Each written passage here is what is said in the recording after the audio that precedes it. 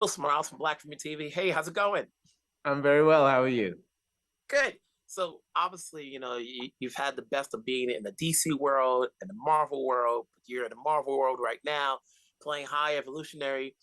How much research did you get outside of the script, in order to play this role?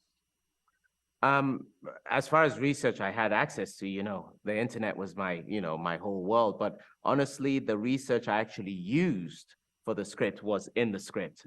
James has a habit of taking these characters and forming them into what he wants. And there was a very clear roadmap laid out for me about what this guy is. And that's where I lived. I enjoyed seeing all the stuff online because I was like, oh my God, I'm going to be this guy. But the work really began and ended with the actual script. Is it fun to play the villain? Because you get to go off and yell and do all sorts of things with your face and camera motion. You basically answered my question for me. I get to do all those things. Is the most fun in the world. Yeah. No, absolutely. I love the villain. When I think of my favorite sort of films, I tend to gravitate towards the villain. And as an actor, because it's usually further away from you than the protagonist, those are the roles I want to actually play, And so, no, I had the time of my life. I mean, it's up there as the best acting experience I've had.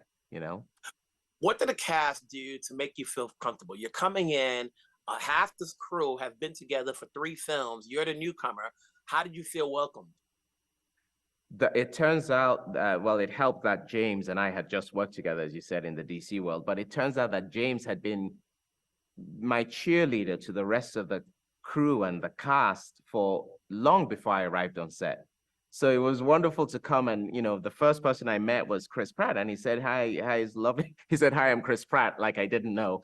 Like, lovely to meet you. I've heard a lot about you. Welcome, and it was heartfelt. And they were all like that. Zoe, Dave, all of that. Karen I'd worked with in Doctor Who years ago, and again. So I've always said this is a group of actors that remember that where they were at when they met James and what Guardians, the first one, did for them. So they haven't forgotten that. They haven't taken it for granted. So they were really warm, beautiful, welcoming individuals, You've done other projects, but you've had a chance now to work with James on the DC world and in the Marvel world.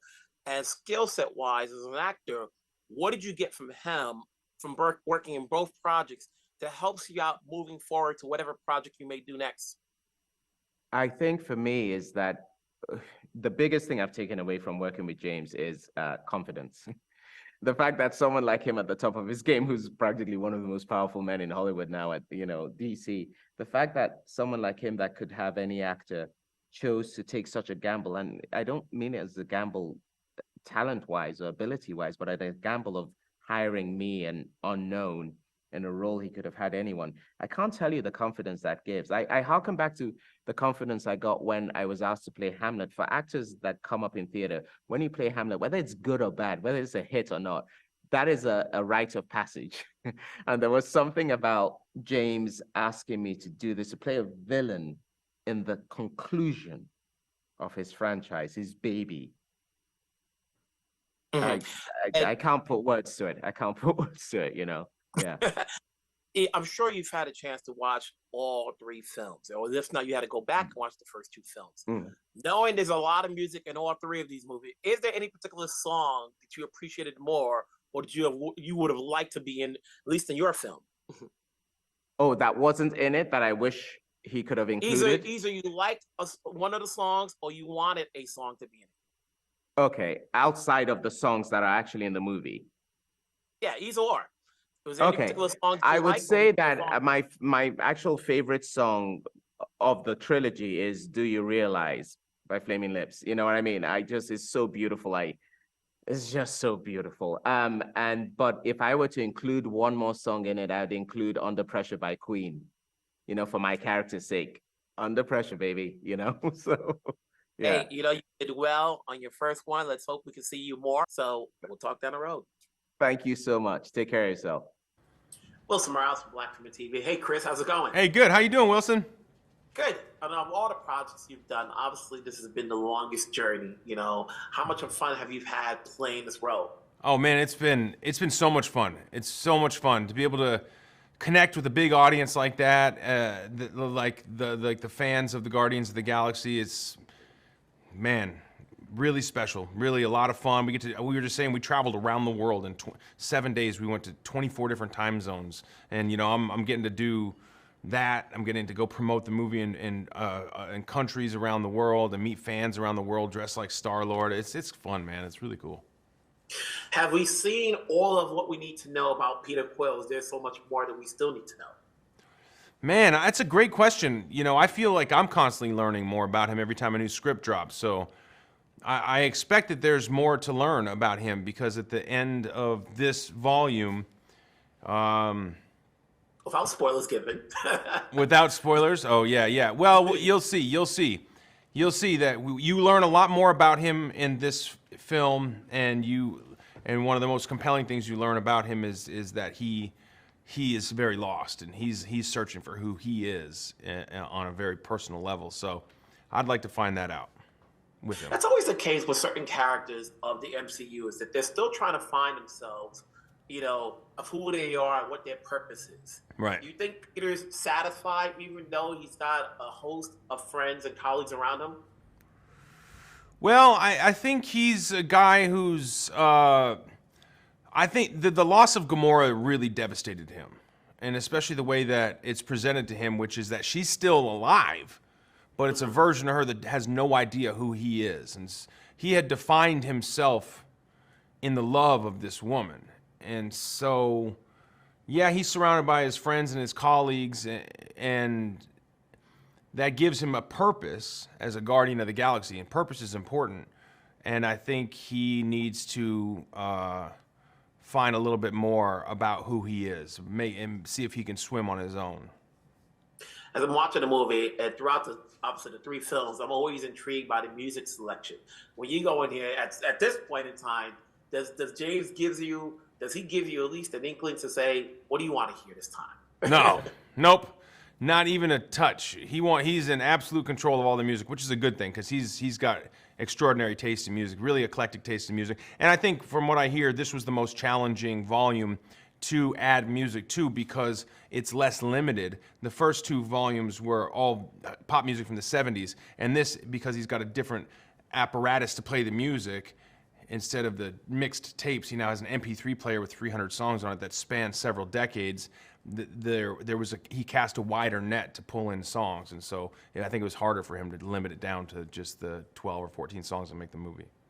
That leads me to ask you, if you had to take one song from each of the three films, which one would it be?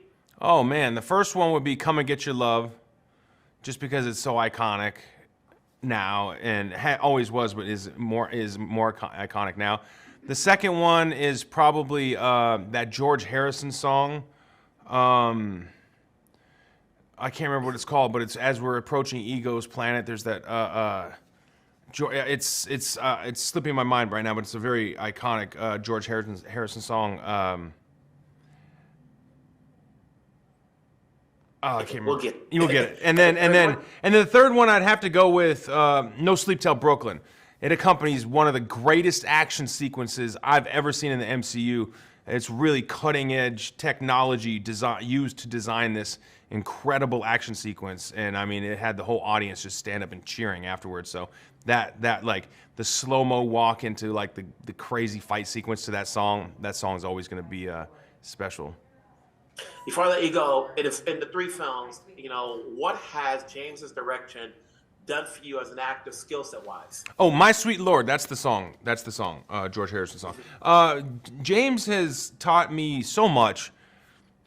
Really, he's given me the opportunity to really sharpen my skill set on his sets. I've trusted him implicitly, so I have that comfort to fail and knowing that he won't leave me hung out to dry, and that if I do something really embarrassing that doesn't work, that it'll live forever on the editing room floor and won't be like circling around the internet or something, because acting is kind of embarrassing, and you have to trust your director that you can take big swings and they'll keep you protected. He's taught me to be comfortable in my own skin and to feel like me doing less is sometimes enough. I feel as though, as an actor, oftentimes actors make the mistake that they have to overcompensate and add something onto who they are in order to be enough to be satisfying. And he's taught me that sometimes it's more about removing parts of who you are to reveal the character rather than adding parts on to create the character. And that was really special.